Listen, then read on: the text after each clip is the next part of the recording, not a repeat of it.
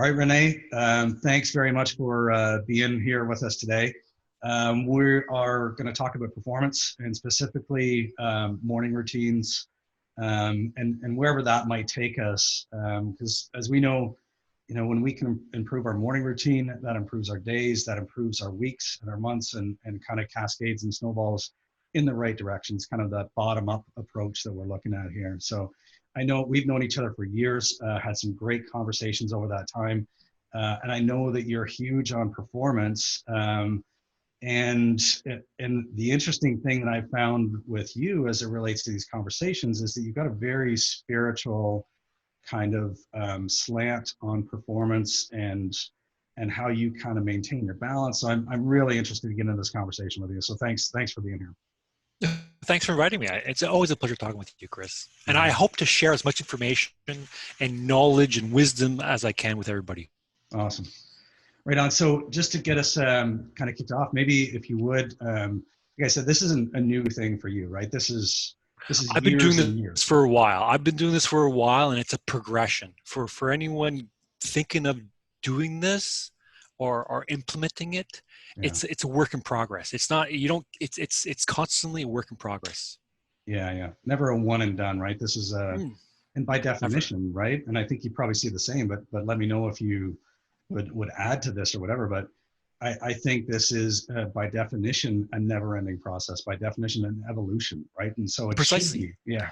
Just like life, you're constantly evolving and changing constantly and trying to reach your potential. Yeah. So I think goes without saying, this is probably, and knowing you in the conversations we had, this is probably like a cornerstone for you, right? This is not a. This is a staple. This is a foundation. I mean, we say morning routine, but really what it comes down to is self-love. That's how I see it. Because if you're not going to give yourself this, who else is going to give it to you? Right. So you need to give yourself what you need first thing in the morning. And what I tell people is I tell people, be selfish first thing in the morning. And then once you're done that, then you can move on and give to others and share and be there for other people. But if you're not there for yourself, it's hard to give to others. That's kind of the premise behind it. Yeah. It's that concept to put your mask on first, right? It's Yeah, for sure. And so would you, and I know this, given that it's been a long kind of evolution, it's not a new thing. Are you able to kind of identify some of your main influences as it relates to some of the practice that you put together? I think it was just through online. I think it was, I needed it. I think what it came down is it really stemmed from having children. You have children, right. You understand, the first couple of years, you have no time for yourself. You're giving, you've got this little small child you have to take care of. You've got the lack of sleep. You got the pressures of the child plus the work plus the wife. It becomes overbearing. And so I felt the need that I needed to do certain things for myself in order to be there for others. Yeah. So it started pretty much, It started pretty much 7 years ago. It's pretty much the birth of my child. So you know exactly where that's started. Yeah. I mean, before that, I was just wasting time, enjoying myself constantly. I was giving myself love all the time. I didn't really need it. And when you're younger, it's all about you. But as you get older, it's just a natural progression. You want to give to others, and you're at a level where you can give. But for me, the breaking point was the child. Yeah. It's funny, like two things kind of came as a very kind of poignant realization for me when I started having kids. One was, nothing is probably going to happen on my terms anymore. Can't leave the door in 5 minutes anymore. No, like the schedule that I used to feel like I owned is no longer the schedule that I own. And the other one, like, and rightly so, is that, few things are going to be about me first anymore. Like I'm in that picture. And to your point, right, like it's such a paradox because it's more important than ever that you take care of yourself so that you can be the best parent you can be. Yeah. But, my priority ordering of how I think about things and make decisions is I'm not on the top of that list very few times anymore beyond probably this routine, right? Mm-hmm. Yeah. You're the staple of their life, but you know, and they gravitate towards you for that stability and that security. Yeah. But once again, they kind of lead their way, and they want to do certain things, and you got to work with it for sure, for sure. I Yeah. definitely, I get it. I'm spending more and more time with children ever than before. Plus, it's the golden years. But you know, 7 and 5, it's the golden years. Yeah. But in 10 years, it won't be the same. It won't be the Yeah. same. Yeah. Yeah. For sure. So maybe if you would, you know, tell us about. And it doesn't have to be the morning routine, although let's start there. And then if there's other stuff you do through the day, I'd love to if you could share that Well, too. it really starts off the night before, because I've noticed that if you don't have a good night's sleep, if you need 7 hours, 8 hours, just get that good night's sleep and commit to it from the night before. You write down your schedule, write down what you need to do, your big goals, and schedule it precisely what you want to commit for tomorrow. It helps to prepare mentally, because if you're not prepared mentally, it just doesn't, there's less likelihood it's going to happen. Yeah. So I find what's important also is to realize that what works for me may not work for other people, but the basis is the same. I find a morning routine should have one big element is the physical part of it.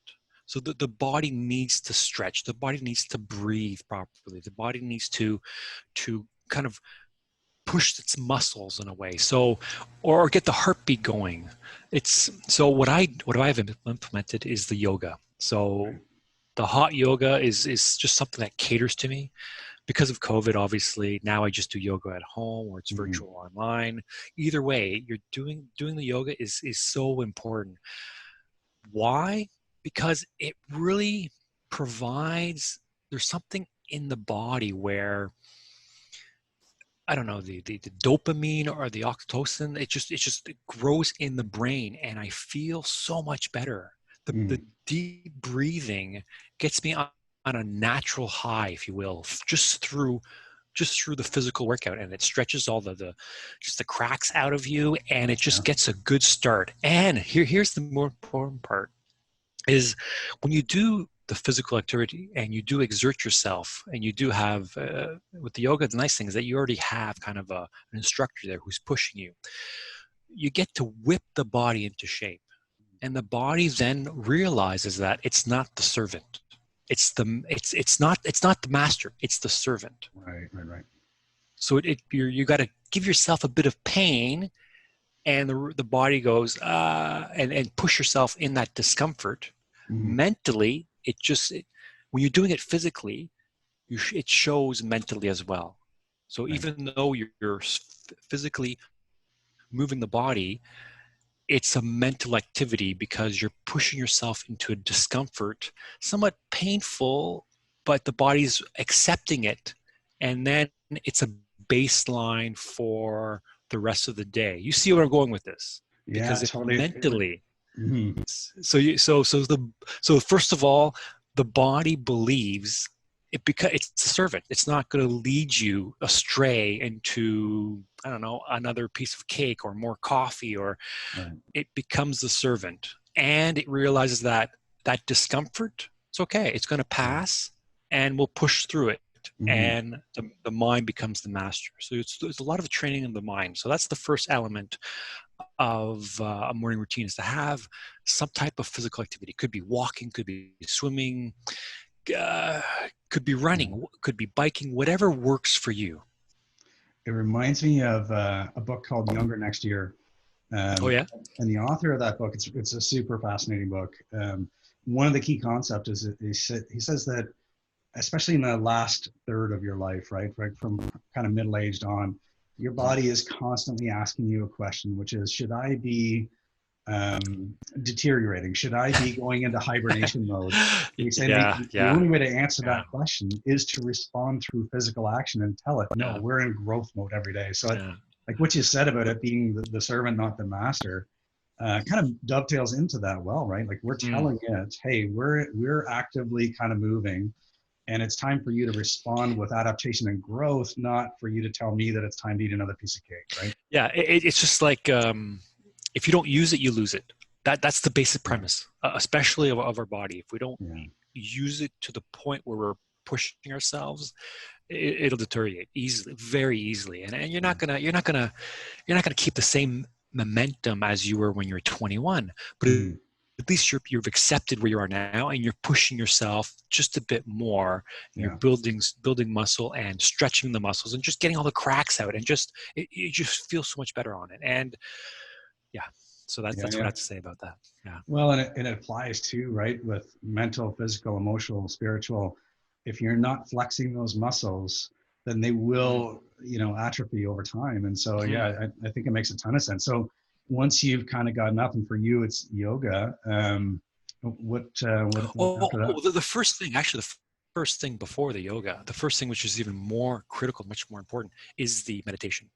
Okay. Yeah, the meditations is like a transition from deep sleep into awareness, into awakenedness. So the first thing I do is the meditation. That's clear, and that is in itself a training of the mind, of the spirit. But you really, it's an ongoing thing. It's not something you just pick up. Right. I would suggest get some training, and a lot of it can be free. Mm-hmm. I attend a 10-day meditation retreat every year to replenish that skill, because it really just is a skill, but it's a very powerful skill Yeah. Yeah. that you reach a level of awareness and of silence, and it transcends over mind and body. So that's the first thing, is the meditation. Then once I get out of that, then I do the yoga. And that meditation, so that 10-day retreat that you're talking about, that's a pretty intense retreat, right? And you mentioned silence. Like, is there a silence aspect to that 10 days? There's no talking.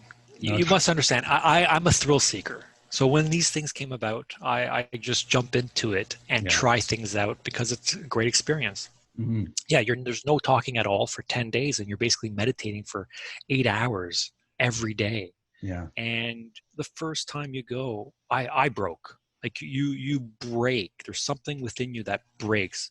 But when then you go every year, then you peel away a certain aspect of yourself. It's actually you're letting go of the past. Yeah. So much of our experiences are past experiences, but we get the illusion that we are part of our past, which isn't quite true, because we're constantly changing constantly and redeveloping. Even our own bodies Mm-hmm. after 7 years aren't even our own bodies. You've changed immensely, so we're constantly changing. So letting go of things and living in the present is very helpful. But the meditation, that's a whole different subject, because it's misunderstood. Mm-hmm. When we think meditation, we think people, it's, you're gonna sit down, you're gonna feel good. It's difficult. Not only is it difficult, but there are parts where it's painful. It's Yeah. just, it's uncomfortable, and you're training the mind to accept that discomfort. The Mm-hmm. reason the reason this is the staple of the meditation is we go through our lives constantly seeking pleasure without even realizing it, and avoiding pain, avoiding discomfort. And Chris, it's not the road to success. Right. If you're constantly seeking pleasure and avoiding pain, you're just going to be a couch, but you're not going to do much in life. Right. You need to accept what's there, the pain and the pleasure, and you can move forward with that. So Yeah. Yeah. that's the basic training, and then it flows on to the yoga. Yeah. So I love that, you just talked about a 10-day meditation retreat where you don't speak at all. And Mhm. then in reference to that, you said, I'm a thrill seeker, and I can't, Yeah. I jump at those things. So that says a ton about how you think about these Yeah. things, which I love, right? Like, Yeah. Did I have any training before, prior? Not at all. I was a tenant. A tenant mentioned it to me. I was enthralled by what she was saying, and I was like, I got to just give this a try. yeah, yeah. Yeah. Well, and it speaks to, and I imagine your experience of kind of, like you said, you broke at one point in that 10-day silence, because it's peeling things away. And so it speaks to today's society, right? And how easy it is for us to just distract us with things that are quote Oh, unquote important. But oh when we shut yes. that down, even for a brief period of time, all of a sudden we're faced with things that are, non-trivial for us to kind of work through, right? That's a good point. There are so many distractions nowadays, even more and more. I see people who they wake up, the first thing they do is they grab their phone. Mm-hmm. If you're looking for peak performance, if you're looking to achieve a level that you've not been, go beyond your comfort zone. You can't grabbing the phone and reacting to what's there isn't going to give you to a certain level. You need to work within Yeah. in order. But basically, what it comes down to, like a lot of spiritual sages have said, is the world within gets Mm-hmm. manifested out. So if it's a strong, stable world inside, then it resonates and manifests outside. Yeah. Yeah. No, that's awesome. Okay. So you get up, it's the night before, meditation, yoga, and So then, the night before, I write down what I want to achieve. I look at my schedule. Okay, this is what I'm going to do. This is what I'm going to do. And then I get up. I sleep nice sleep, maybe 6-7 hours, depending on the person. Sometimes it's 8. yeah. And then I get up. And here's what you need to remember also is the body has memory. So the body may not. It has an internal clock. So you need to accept that and work with that. Mm-hmm. So I've decided through my own volition. This is through 10 years of meditation. I get up at 5 for meditation. It's the best time. I'm somewhat awake, but it's enough to be aware. And I meditate 5 to 6. Is that an alarm you're setting at 5, or is that Yeah, a I set natural? up I set Yeah. up an alarm at 5. Sometimes I need it, sometimes I don't. Mm-hmm. Depends on how much sleep I'm getting on a regular basis. But the thing is, the body has memory. There are times where a good example is with yoga. Sometimes when the studio was open, I wouldn't go. I figured, okay, I mean, I don't have to go. I don't do this all the time. Sometimes I'll go 6 days a week, sometimes 5. My body will, because it's hot yoga, it will heat up the moment 6:30 comes around, when the class is actually going to start. So it's amazing if you're able to train the body and train its memory. It's a very powerful what can be achieved. And then also realizing that the body realizes it's the servant, it's not the master. It's not leading you, Right. it's there to help you. So Yeah. Yeah. meditation 5 to 6, and then generally 6:30 to 7:30 is the hot yoga. Yeah. And then yeah. And then are there more, are you then starting your day, or are there more aspects to it? No. I think I need a lot of self-love. I give it to myself in the morning. So another aspect is the gratitude. Mm-hmm. So here's a question I like to ask people is, what do you practice? So it can be, if you practice complaining, guess what? You'll just get more complaining. If you Yeah. want to practice anger, what do? You just get more anger. If you practice more gratitude, you get more gratitude. And Yeah. it really is a switch in the brain. You can choose it. You can see it. And it doesn't always come easy. Something when the days are great, it's like, I'm grateful for this, I'm grateful for that. Um, my gratitude, it's either called a gratitude, and it's taking the time for it. Mm-hmm. It's very important to sit down. With the children, I have a gratitude bench. We sit down. This is our gratitude bench. We go biking. This is where we sit, and they know. Yeah. And then it becomes a practice. So I have a gratitude walk, and in the past it was walking to the yoga studio. I don't live too far from it, but now I need to just sit down and just have a gratitude 5 minutes, and it's just like bench pressing or pushing your limits, where you start going, I'm grateful for this, gratitude for that, my health, family, this and that, and then once you realize I'm running out of gratitude, that's when you need to push it and give out 3-4 more.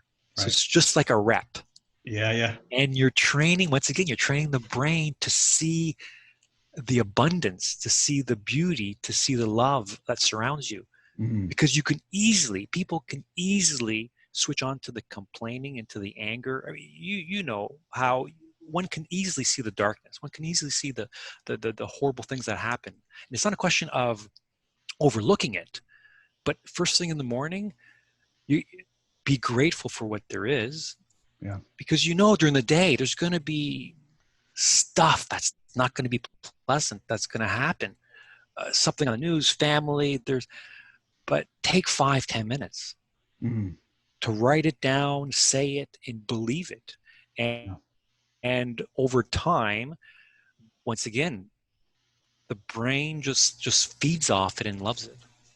Well, I read a really interesting article that was referencing a study where they were, measuring your brain and its activity throughout the practice of gratitude. And what they found was is that it wasn't actually finding things to be grateful for. It was more the exercise of sitting down and attempting to find those things. So even Yeah. before you identify them, the intention to be grateful for something is what actually started that chemical reaction in the brain that creates more happiness, right? And then there's even beyond that, like you said, there's, once you start that practice, will you kind of create and manifest more of the same because you're focused on things that you're actually thankful and grateful for, rather than things that you've got a grudge against, right? We know scientifically that we can rewire the brain. We know that we have that capability. Doing so is a long process, but it's Right. possible. Yeah. You can rewire your brain on a regular basis if you keep up a regular practice with it. Yeah. So this is awesome. And so how would you kind of articulate the difference between if you were to stop doing this practice and now that you've got it in place, like what's the difference? I'm miserable. I'm just not happy. I just feel different. First of all, just I'm a feeler. So I just not having the meditation. First of all, if I remove that, and there are days, you must understand this is, it's not like I have a perfection. I have it perfectly set back and I don't miss a day or I don't miss a practice. Something Yeah. always comes up. But when I do miss, say, the yoga or the meditation or the gratitude, let's start with the meditation. If I don't get the meditation, there's less stillness in my life. I'm much more reactive. Right. Um, Anxiety builds up a bit more, doubt, fear, it just creeps up, if that makes any sense. So with the Totally. Yeah. meditation, it calms things down a bit, and the body realizes, okay, this is my time just to relax and be in the moment, and it doesn't matter what. I just, like, my brain in a way kind of shuts off and lets the awareness come in, and I'm Yeah. aware of my thoughts, I'm aware of my body, and it comes and goes, whatever. I'm aware of it. It's basically a Yeah. question of being aware and not reacting. So if I miss out, I'm more reactive than responsive. And Well, same thing with, yeah. yeah. Yeah, it's that saying, right? The space between stimulus and response Mm, is where we as humans differentiate ourselves from all other species. And it's it's where all the huge. power is, right? Yes, yeah. And so if If, meditation can create more room in there and not like less reactivity, then it increases the space for us to kind of flex that muscle and gain more power over ultimately how we conduct ourselves and interact with our world every day, right? precisely. You're far better off. And it seems like a small sliver, but it can be worked on. It's just like any muscle, like concentration. You can work on that sliver of a reaction. When I miss the yoga, which is a lot of heavy breathing, it's as if in my brain there's missing that natural high which I enjoy. Then what happens if I miss it several days? Then I seek it elsewhere. I'll seek it through, I don't know, coffee, sugar, other stimulus, which is going to give me a cheap thrill, which, as we know, as you get older, it's not fulfilling because you want more and more of it. It's an Yeah, empty yeah. bucket. So I've come to terms that this is what I need to do to not only be happy, content, satisfied, but also to work at a level of peak of that I can push myself. Yeah. It's the basis ground. It's like a garden. You're mending that garden. You're turning the soil, taking care of it, and that things can grow from it. So the Yeah, morning yeah. routine is that garden. Awesome. Well, you've shared a ton of really interesting stuff, and any one of those things, we could probably dig into and have another whole Oh, conversation about. But Definitely, definitely. There's also I forgot to mention, but there's the affirmations as well, Right, right, right. because the brain will not distinguish between what is real and what is imaginary. So if you can tell your brain something, it changes your self-image, and then you can reach those goals. Yeah, yeah. Training the subconscious, right? Precisely, yes, Yeah, yeah. yes. Awesome. So So, yep. I So, think, so the thing is, go yeah. ahead, go ahead. Sorry. That's all right. Just to sum up, it has to be, you have to feed in a way the self-love of spiritual, mental, physical, emotional, and a good diet, just to have a good breakfast as well. Yeah, That definitely helps to achieve a certain level of peak performance. yeah, yeah. Awesome. So I think what we should do, let's set up another one of these, dig into Sure. the gratitude affirmations or the meditation. But this is awesome. Thank you so much for sharing a whole bunch of what you've kind of built up over the last 7 years and how it's helped you. Yeah, I love it. Thanks. You're very welcome, Chris.